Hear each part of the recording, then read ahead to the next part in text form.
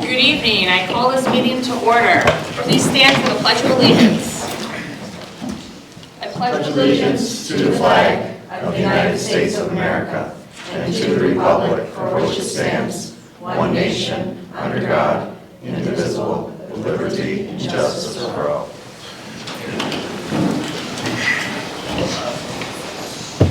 Thank you for joining us this evening. Please be advised in the event of a fire emergency, an alarm will sound. Please note all emergency exits and evacuate well away from the building. At this time, we request that everyone please turn your cell phones to silence. Thank you for your cooperation. We are going to start today with additions, deletions, and changes to the agenda. Yes, under addition 8.5, sale and disposal of school property. Under personnel, number 1, appointment of an additional substitute teacher aide, and then additions 9 and 10 memorandums of agreement. Thank you. Start with the consent agenda, 1 through 10. Can I have a motion, please? I move. A second? Yep. Discussion? All in favor? Aye. Aye. Any opposed? That's carried. Moving to communications, correspondence. We'll start with points of pride. Does somebody want to read for Mr. Valenis? Sure, I can. Thank you, Liz. The Caledonia and Mumford Fire Departments arrived at our school to educate our students about fire safety. The firefighters greeted the students with warm smiles and a shared passion for keeping our community safe. The firefighters began by explaining the importance of fire safety, which emphasized the crucial role of smoke detectors in detecting fires early and providing valuable time for evacuation. They also highlighted the dangers of playing with matches and lighters, cautioning the students to never engage in such activities. And the highlight of the presentation came when the firefighters allowed the students to explore the fire truck and one student to even try on some protective gear. The students were fascinated by the truck's ladder, hoses, and equipment. Thank you to both the Caledonia and Mumford Fire Departments for teaching our students about fire safety. For more than 20 years, Caledonia Rotary has given a dictionary to each third grade grader. The dictionaries were personalized for each student, each with a name sticker inside the cover. The Rotary Club Dictionary Project has gifted over 1,176 dictionaries to our students over the last 20 years. We thank members for taking the time out and continuing this great tradition. Our fourth graders were asked to engage in a fun and hands-on literature project. They chose their favorite storybook character from a book that they read and turned their pumpkins into characters. They transformed ordinary pumpkins into extraordinary works of art, painting each pumpkin. The Calamon Parent-Teacher Organization, PTO, hosted their annual Trunk or Treat event, competition, and costume parade on Saturday morning, October 25th. Families and community members gathered to celebrate Halloween in a safe and fun environment. Over 20 cars participated in the Trunk or Treat competition, each decorated with a unique Halloween theme. From haunted houses to superhero hideouts, there was something for everyone to enjoy. The trunks were filled with candy, treats, and games. Children dressed in their favorite costumes went from trunk to trunk, trick-or-treating and having a blast. In addition to the trunk or treat competition, there was also a costume parade. Children of all ages showed off their creativity and style in their costumes. The event was a huge success. The Calamon PTO would like to thank all the volunteers who helped make the event possible, as well as all the families and community members who participated. Thank you. Great things going on in school. There's a National Honor Society at the high school, inducted 22 new members, which is outstanding. Congratulations to all our new inductees. Also, this past Friday, our National Honor Society hosted the Veterans Breakfast, and it was probably the most attended since we've started this, so it's absolutely wonderful to see. Our sport teams had a terrific fall season, and one team remains still. Our football team will be playing for the championship at Rush Henrietta on Saturday at noon. Also, Senator Helming will be visiting Caledonia Mumford on December 11th. We'll be visiting our middle high school, potentially also in the elementary. And you have before you all the honor roll and high honor roll percentages for October 2024. You can see it's very close to where we were last year. We were 71% this year, and last year 72%. So our students continue to perform well. I would like an opportunity to update the community on the board progress and unifying. We met for our second meeting on 10/23 with Adele Bavard and worked on some norm setting and some trust within the board. I felt that it went really well. I think we met for a total of 2 hours. Yeah, about there. The next step is we've compiled a list of norms for the board to operate under. Becky, Dr. Chanel, Becca, Liz, and I are going to meet on November 19th and sort of formalize and fine-tune that list. And we will come back and meet as a board again in December 19th, to present it and to sort of finalize that. We chose not to meet in November because there's a board, what would you say, initiative, board. Trainings that they have to do. Yeah, there's this mandated trainings for board members. So instead of piling on that month for all of us, we decided to sort of stagger that. So we're meeting again in December. There's some work going on in November with a small group of us. I feel that we're in a good spot and moving towards progress and unity and cohesion. To say we're at the end of that road, I wouldn't say that, but I think we're on the path. But I'm interested to hear what other people have to say, because I'm only one voice. I thought it was a very instructive meeting, and I thought it was great. And just for your interest, one of the most interesting things I got out of it is that a couple of us are boomers, a couple of us are Gen Xers, and a couple of us are millennials, and we think differently, and I think it's very interesting because we do approach things differently. I actually saw a very interesting article this past week, online someplace, all talking about Gen Xers and how they thought, and I thought, wow, that looks familiar. Anyhow, it was interesting. So.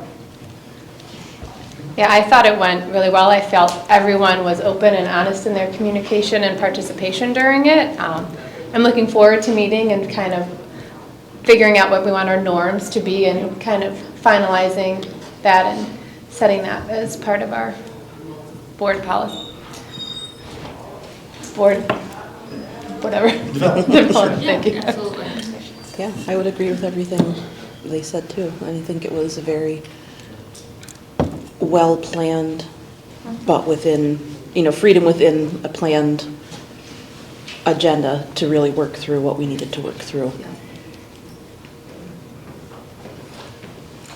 I basically told the young lady, what's her name? Mrs. Bovard. Mrs. Bovard, that she needed to charge more. Very, very serious, 100% serious. Like the effort that she's put in, as she says it, it's like a passion of hers to like go take the 3 lost puppies and bring them back together and stuff. So she just does it, but for what she has done for this group of people and for what she's charging, it's I'm not trying to spend your money, Bob, but I told her it's $2,500. Yeah. It's ridiculous. So I want to thank all of you for participating. I know it's been going above and beyond, and it's been additional time, but I think it's going to reap its dividends for the district. I think it's commendable that we as a board recognize that there was some work to be done, and we saw that as an area of learning and growth. We ask students every day in this district to do that, and so I think we did a good job modeling that, and we need to continue to model that. So thank you, everyone. Agreed. Thank you. Yes. Any other committee I'm updates? just saying, Yeah. Anybody want to share any of the committee updates? Oh, I will. You attended over the past month? Yep. I will. I went to the elementary compact meeting that also was their PTO, and it was good. We went over, there was a survey that parents filled out after the open house, and just some other stuff too. They talked about, the big thing about the open house was just that if you had more than one kid, it was sort of hard to juggle all the elementary school and the high school and stuff. But maybe they can do some tweaks on that. But anyhow, but they liked the idea about bringing all your stuff to school and meeting your teachers ahead of time, which was good. There were some questions about homework, as there always is. You know, too much, not enough, when to do it. And I, being the old boomer, said how kids need to get outside and run around after they got home from school before it gets dark at 4:30. So anyhow, that was my input. Anyhow, and then as far as the PTO, they talked about there's going to be, well, they did the trunk or treat already. There's going to be a gingerbread house thing. What else? There's some other things coming up. But anyhow, it seems a really nice group of moms, mostly moms, who were there and very interested in helping and good camaraderie. It was fun to go. Good. Anybody else? Okay. Next, we're going to move on to guests of the board. I'm going to start with seniors. Yeah, we might have any guests, so we can ask the senior here. Okay, well, there's no guests of the board, but it's been a long-standing tradition that we've asked seniors in the audience to sort of introduce themselves if they're comfortable. There is absolutely no pressure, so please, if you're not comfortable introducing yourself, do not feel like you have to. But if you're willing to introduce yourself and maybe say if you have post-high school plans, mentioning that. If not, no worries. I know it's a time of transition and some people do not have plans, and that is okay. Juliana, I'm going to put you on the spot. Can we start with you? No pressure. My name is Juliana Scott, and next year I hope to attend Purdue to pursue a food science degree. Oh, good. Thank you. My name is Ryan Murdoch. I don't know where I want to go, but I'm going to study music therapy. Oh. My name is Chloe Kurtz. I'm going to Nazareth for occupational therapy. My name is Glenn Quackenbush. I'd like to pass. Hi, my name is Joseph Davis, and I don't really have a clue yet. I'm Tom Canfield, and I think I'm just going to start working as an electrician. Oh, good. I'm Jay Roper. I'm still figuring it out. It's okay. Yeah, Very good. I love the wide range that we have. I think it's all very normal and appropriate where you guys are at, and I wish you the best. Do we also want to introduce our new administrator? Yes. This is Pete. Hi, everyone. It's It's my first day, so I think First day, and she gets the board meeting all. it's great. It's great seeing everyone. I'm happy to be back. Yep, new director of curriculum instruction and technology. Welcome. We're happy to have you. Yes. Public forum, nobody signed up for, so we are going to move on to superintendent's report. Yes, tonight we're going to present on one of the board goals, board goal number 3, which is to develop and implement a comprehensive wellness plan for both students and staff that will focus on physical, emotional, social well-being of all. And our Director of Pupil Services, Megan Rogers, chaired this work, so she's going to share the presentation. And after we go through it, if there's feedback that you'd like to provide, the committee can come back together and build upon that. All right, so this is just the starting point. Megan, take it away. Excellent, thank you. All right, so just to refresh your memory on the wording on that goal, like Mr. Malsani just shared, the goal is to implement a comprehensive wellness plan for both students and staff that focus on the physical, emotional, and social well-being of all. So to start, we kind of took stock of current practices and some themes that were apparent throughout the initiatives that are currently in place for students and staff when it comes to wellness. So when thinking about the practices that are already in place and running in the system, we wanted to take a look at the types of qualities that were evident throughout so that when we're thinking about change, additions, or changes to those practices, that they are running through those same types of themes. With that first one being a holistic approach to well-being. So really emphasizing that interconnectedness of physical, social, and emotional well-being, and that we are whole people, and we should be really making sure that we're focused on all three, and we have a wide range of options for students and staff when it comes to all of those areas of wellness, and recognizing that they're really all essential for students and staff. And that they're integrated, so multiple options, multiple resources, different ways that students and staff can improve and support their wellness in the different areas. The systems work together so that one initiative might serve to support multiple areas of wellness, and just recognizing that individual needs are different, and the support that they might need in each of those areas might look different. So making sure we have a lot of options for folks. And then the collaboration and partnerships across with the community. So making sure we're really have a wealth of, accessing a wealth of resources. Of course, prevention, whenever possible, would be the key. So listing a few examples of the way that we make that happen when we're thinking about wellness in those different areas, that we're wanting to be a proactive approach, that we're focused on early identification, things like the Safe Schools Helpline, heading things off earlier than later.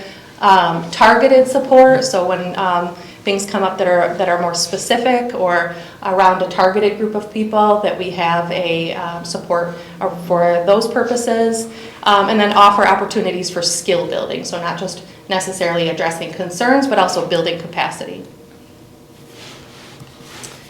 With the goal to, of course, contribute overall to a more positive school climate for both students and staff. So with that in mind, those kind of pillars in mind, I want to take a look and I'll share some examples of some initiatives that are currently in place in those areas. First being physical. When we think about physical well-being, we're thinking about those resources and activities that are promoting that physical health and well-being. So several examples listed. I'll just kind of highlight a couple of those. Looking different for students and staff, of course. When it comes to students, things like our athletic program, now having resource officers in both buildings, recess opportunities in both buildings. And then for staff, those efforts are really headed by the Wellness Committee. That's headed by Molly Blyer and Kelda Dupre, and putting on different monthly challenges, different group outing events, different clinics that they have for the staff, flu shot, biometric screening. So that's really headed for the staff through the Wellness Committee. Socially, we are thinking about fostering that positive and supportive school environment, and also again emphasizing that community connections. So a few examples there. For students, I think probably the biggest one that's new and different across the district would be Raiders and Champions 5 in the two buildings, and just teaching the students how to engage with each other in a socially appropriate way, giving that Tier 1 language and Tier 1 instruction.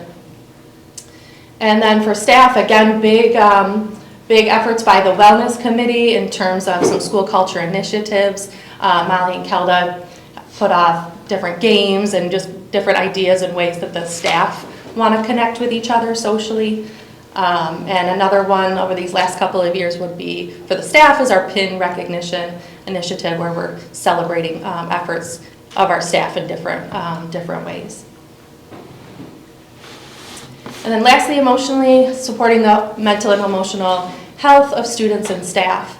For students, currently, the biggest, I would say, would be our full-time faculty in terms of mental health support of our school psychologists, social worker, and counselors, and the interventions and supports and activities that they're running for students and responding to student needs as they come up. For staff would be the Employee Assistance Program, which is available to all employees in the district and their families, free of charge.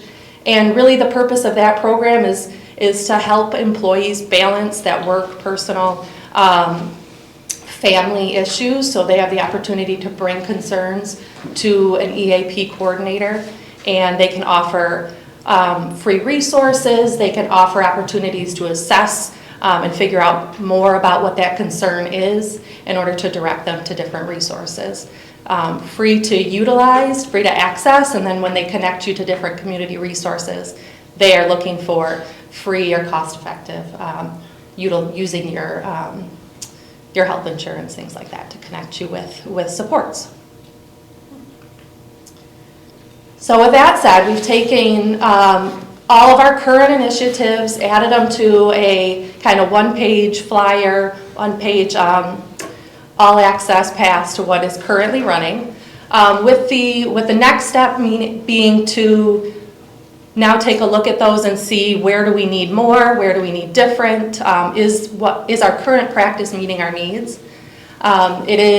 So this will be easily updatable as things change, as we assess our needs.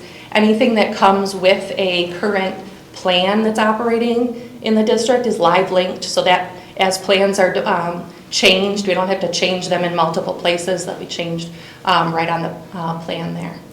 So that will be advertised for anyone to access and wonder what's currently running. And again, easily updated as our needs change, as kids and staff's needs change, we can update accordingly.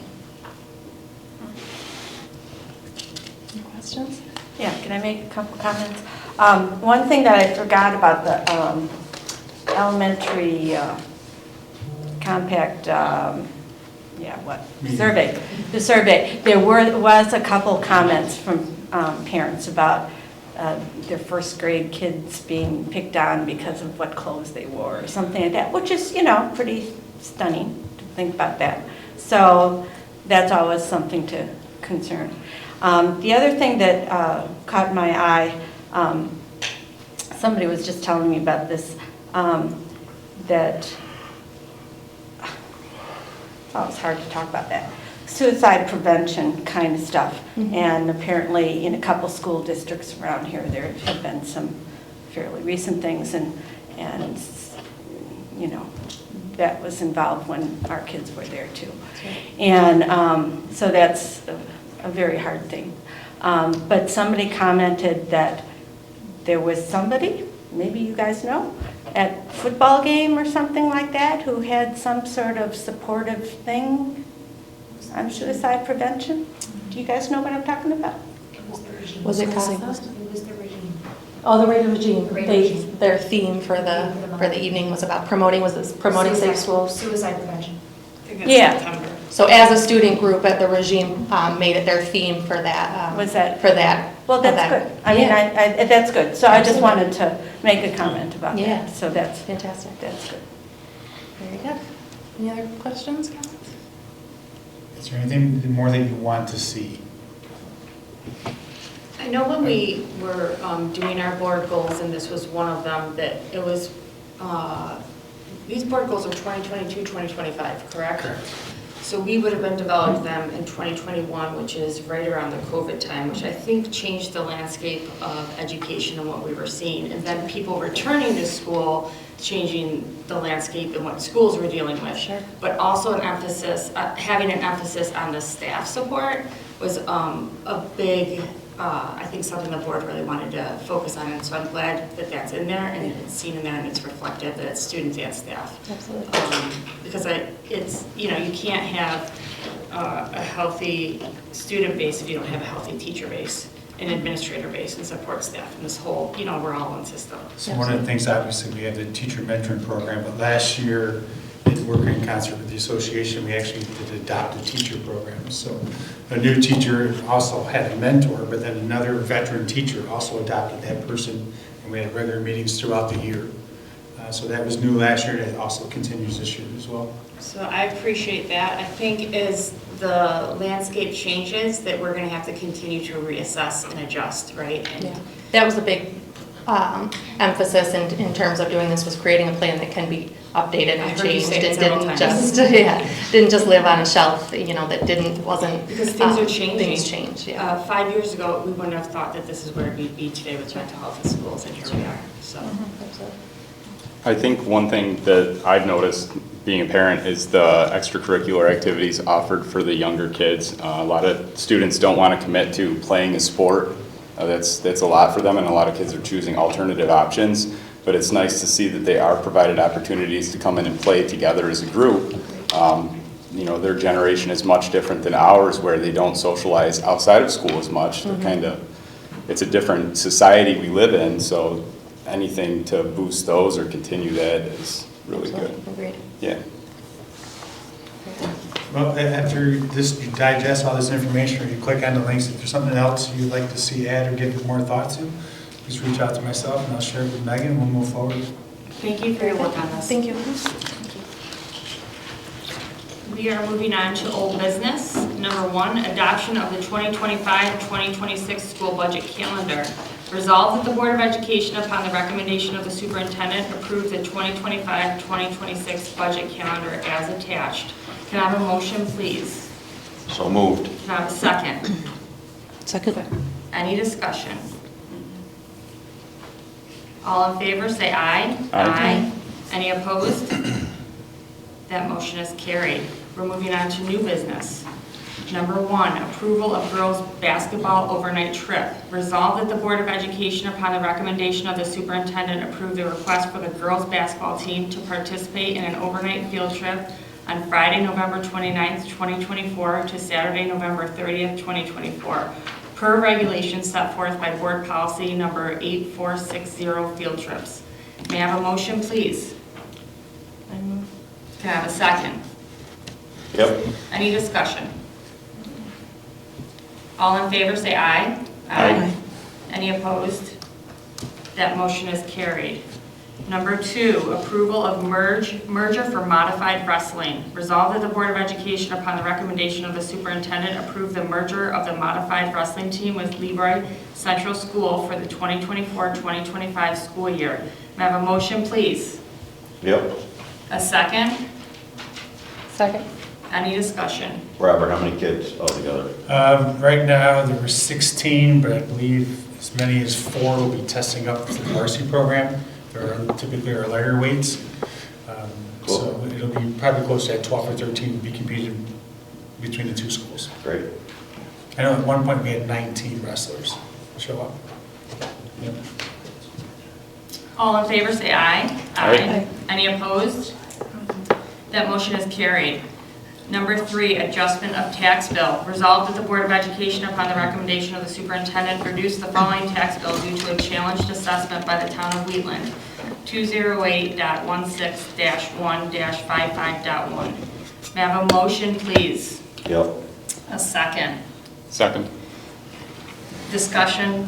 Do you want to speak on this at all? Well, basically, the house was assessed for total completion, and the house is not completed, so that's the difference of assessment from the 224,000 to the 104. So that's the difference, that's the makeup of the bill. They thought the work should have been completed by now, so therefore they assessed them, but that's not the case. Thank you. All in favor, say aye. Aye. Any opposed? That motion is carried. Number 4, review of the 2023-2024 Reserve Fund Balance Fund. Mr. Nardone is going to lead this. So as Mr. Nardone goes up, it's not a misprint, it is 23-24 because it's the end of the year last year, okay? Correct. All right, and I'm gonna have Sue, if you don't mind helping me just scroll down because I don't have a mouse. So before I get started with this, the reserve plan is finally, it's never 100% complete because it's always gonna be updated. But as far as everything that our policy looks for and everything that the comptroller looks for, it is complete. And I wanna give a huge shout out to Mrs. Voos for helping me with this. We need to go back in the archives to April 11th, 1978 to find out when the unemployment reserve was established. Because something you need to know is when every reserve was established, and what a lot of districts are doing that can't find it is they're reapproving it at a board meeting. So thank you for all your help, that was big. So just starting, I'll go through each one kind of quickly. If you have any questions, stop me at the during or at the end, I'll leave it open for some questions. So unassigned fund balance is always limited to 4% of next year's budget.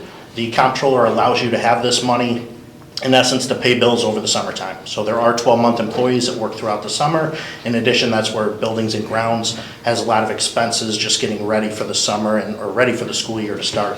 So that money kind of is put aside so you can pay your bills throughout the summertime. In addition, you don't receive state aid until probably October through January, and you don't receive taxes until end of September, middle of September. So that money really helps you for the first 2.5, 3 months out of the year. Assigned appropriated fund balance, that stands steady at $365,000. This is the amount that the district prorates from their budget, so that we don't have to increase the tax levy. Assigned unappropriated fund balance is just another way of saying your reserve for encumbrances. We did see an increase in this, and this was because we used the federal art money to spend one-time purchases through BOCES that will also generate us BOCES aid in the future.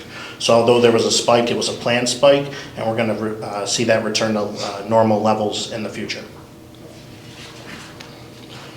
Retirement contribution reserve for TRS. This was a new reserve that was created in 2019. It's for all those certified staff, all your teachers, all your administrators that fall under the teacher's retirement system. The maximum funding level is 10% of last year's salaries. So because we're in 23-24, you look at your total salaries as of 22-23 that are subject to TRS, and then you multiply that number by 10%. Cannot be more. Right now, we are maxed out. In addition, you can't fund this more than 2% of prior year salaries in that 1 year. So because this reserve is 5 years old, 2% times the 5 years is when we get up to 10%. That's why this reserve for the first time is fully funded. You will be able to fund it a little bit throughout the course of the next couple of years, but it'll be the increase in salaries, which is usually your raises. Chairman, so this reserve is actually used for when TRS spikes with respect to, you might go from a 10% to a 14 or 15% rate, which would increase our costs here. We could use this reserve to offset some of those expenses. Absolutely. Good news for next school year, we got an initial report, it's going to be between 9.5% and 10%, so it might actually be a slight deduct that we're currently paying. Absolutely. And our average TRS expense year in to year out is $650,000 to $700,000. So you can see, although we can only fund it up to 10%, it's really only good for 1 year, if you had to pay 100% through the reserve. The EBLAR is the next reserve, employee benefit accrued liability. What this is if the district shut down on June 30th, what would we have to pay for benefits that were accrued, such as sick, vacation, and personal? We do a compensated absences calculation at the end of every year, and as of 6/30/24, the total amount was just over $675,000. You can see we're well under the funding limit of $304,000 is where we're currently at. Next reserve is the unemployment reserve. So we just had our friendly visit from the comptroller's office, and this is a reserve that they were definitely looking at for a lot of districts. So based on our findings and what we discussed with the comptroller, they are saying that this reserve is overfunded. We don't necessarily argue that point. So what we're going to look to do is we're going to move this money to another reserve, and I'll get to that next reserve on our next slide. But pretty much the unemployment reserve per law, you have 60 days before and after year end that the board can deem the reserve overfunded. So what does that mean? Year end is June 30th, 60 days prior is May 1st, 60 days after is August 30th. So you have from May 1st to August 30th to pass a resolution deeming the reserve overfunded, and then you can, in your very next resolution, move that money to another reserve. Sorry. Yeah. They always say it's overfunded. No matter what. Yep, 100%. Why? This reserve, we haven't really seen a lot of unemployment costs over the last couple of years. The reason that we chose to put money here is because it was easy to get our hands on in case there was a major issue. So one of the things that the state is doing now is they're putting in a new foundation aid formula. We don't know if we're going to be held harm, if we're going to actually get a deduct, if we're actually going to stay the same, or if we're going to go up a certain amount of percent. So we chose to put this money in that reserve to be able to use in future subsequent years. I'm not questioning what you do with a penny. That's wonderful. But I'm just saying, it's just ridiculous. It's like 12 months from tonight, God willing, you're going to be saying the same thing again. Overfunded. Too bad. But so the good part about this is our next reserve is the Employees Retirement Reserve, also known as the ERS reserve. Right now, we're saying that the maximum funding level, it's really dictated by the board. So whatever the district deems as appropriate, I believe 5 times your ERS bill is appropriate. So right now our ERS bill in the 23-24 school year was just over $200,000. So if you multiply that by 5, you get $1 million. Right now, we have $886,000. We got the bill for 24-25. It's going from $200,000 to $247,000. Don't worry, it's budgeted. We also got the projected bill for the 25-26 school year, where it goes from $247,000 to $290,000. So just there alone, if we stay at that $290,000, let's call it $300,000 times 5 years, is $1.5 million.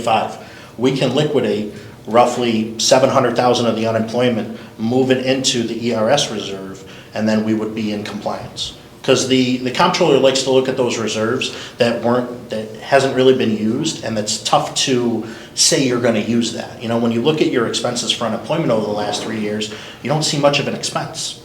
But when you look at your retirement expense year over year, you're going to see that $200,000. So when we say, hey, we're moving that money in there, it's going to look a lot more feasible and realistic to the comptroller. So that's going to be the recommendation that we put forth probably in May or June, is to liquidate some of that unemployment and move it into the ERS reserve. Confirm that with the auditor tonight, and that is totally fine. We can do that. So look for that come May or June. Tax certiorari reserve, I apologize that you have to see this one more time. I know back in May, you liquidated this as a board. So when you liquidate the tax cert reserve, it goes back to unassigned fund balance in the general fund. When we liquidated it, it was the middle of the month. So that's interest earnings for that month that wasn't closed out by year end. I apologize, don't worry, we have the resolution saying it's moving back to the general fund. We're gonna do that at the end of November. So at the end of the year, you're gonna see that reserve dissolve, but really it's gonna be gone at the end of November, so don't worry about that. That $153 go back in the general fund, we can get some pizzas or whatever. It's not gonna get much, but still, it's the right thing to do. Vehicle and equipment reserve, this is one of the 2 capital reserves that we have that have to be voter approval. The maximum funding level is a lot more known in these reserves because it has to be budgeted, or it has to be voted on. So the vehicle and equipment reserve, it has a maximum funding level of $1 million. You can fund it up to 10 years, and then after that 10 years, you cannot fund it anymore. And then in addition, you can't fund it more than $1 million. So let's say in year 1, we fund it $1 million, and then in year 2, we spend $800,000. You can't go back and fund it anymore. You funded it that $1 million. It has nothing to do with what's in the reserve. It has to do with the funding source. So I'll be working very closely with the superintendent to make sure that when that reserve is getting up to that fully funded mark, we go out and get another reserve, another vehicle and equipment reserve, and move that money into the new reserve. Reason that this reserve is so important, if you look at electric bus mandate that's coming out, 350, 450,000, it's in that range, so I feel comfortable saying that. That's 1.5, maybe 2 buses at most. In addition, our equipment budget year over year in the school district is roughly $45,000.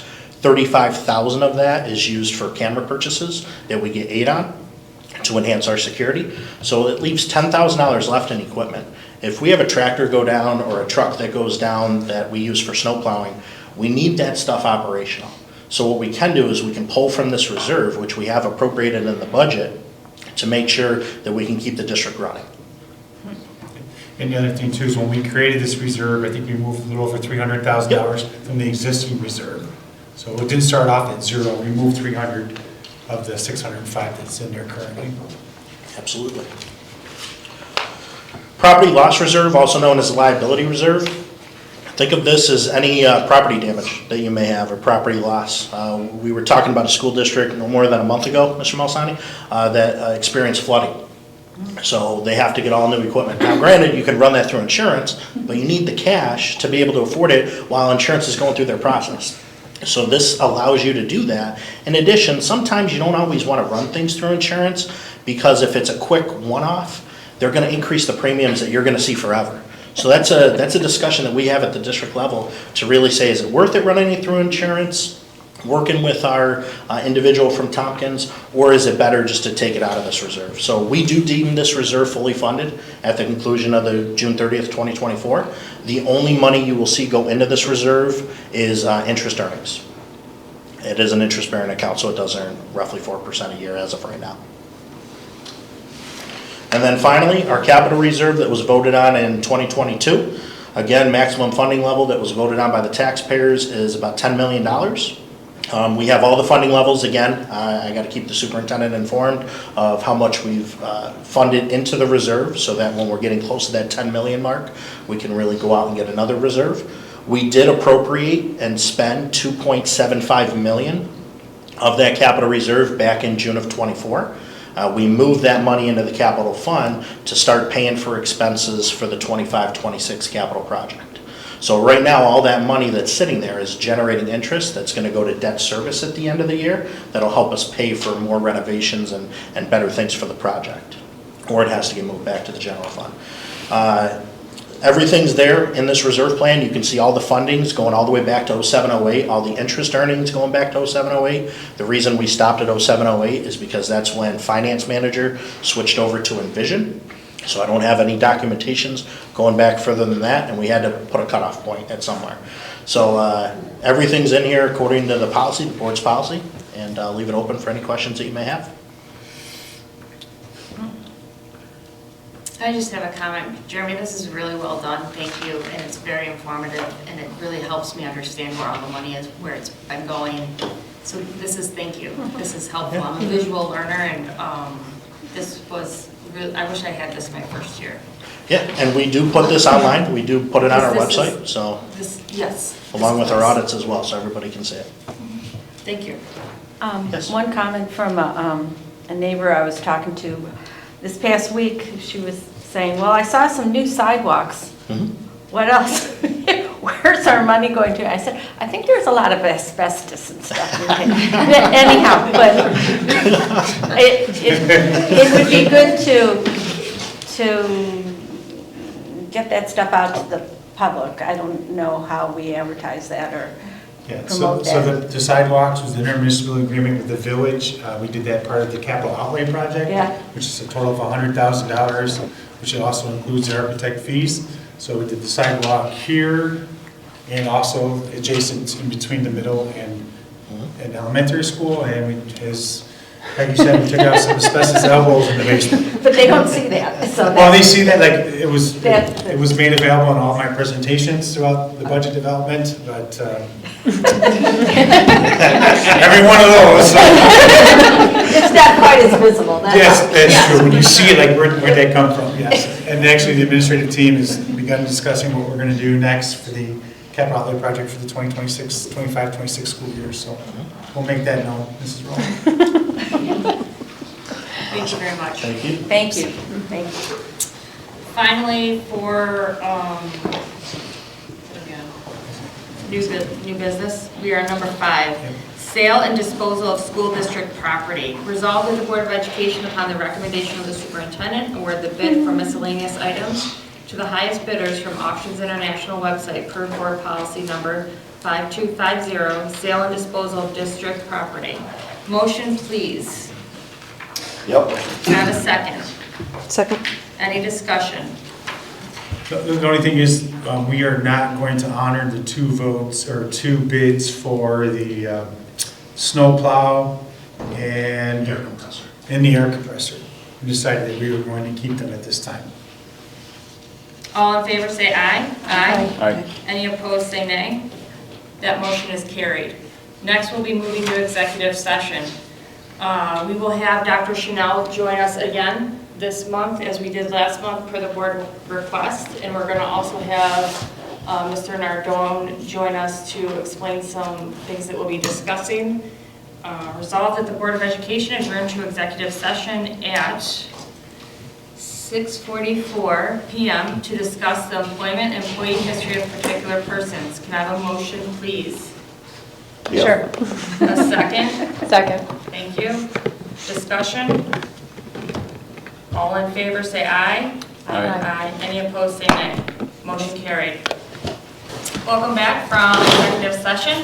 Resolved that the Board of Education return to regular session at 7:47 p.m. Motion, please. Yep. Second? Second. Any discussion? All in favor say aye. Aye. Any opposed? All right, we have personnel. We're going to do personnel 1 through 10. Resolved that the Board of Education, upon the recommendation of the superintendent, approve personnel as listed 1 through 10. Can I have a motion, please? Yes. A second. Second. Any discussion? All in favor say aye. Aye. Any opposed? That is carried. We're moving to adjournment. Resolved that the Board of Education adjourn the meeting of November 12th, 2024 at 7:48 PM. May I have a motion, please? I'll make it. A second? Yes. Any discussion? All in favor say aye. All right. Aye. Aye. Any opposed? Have a great night, everyone.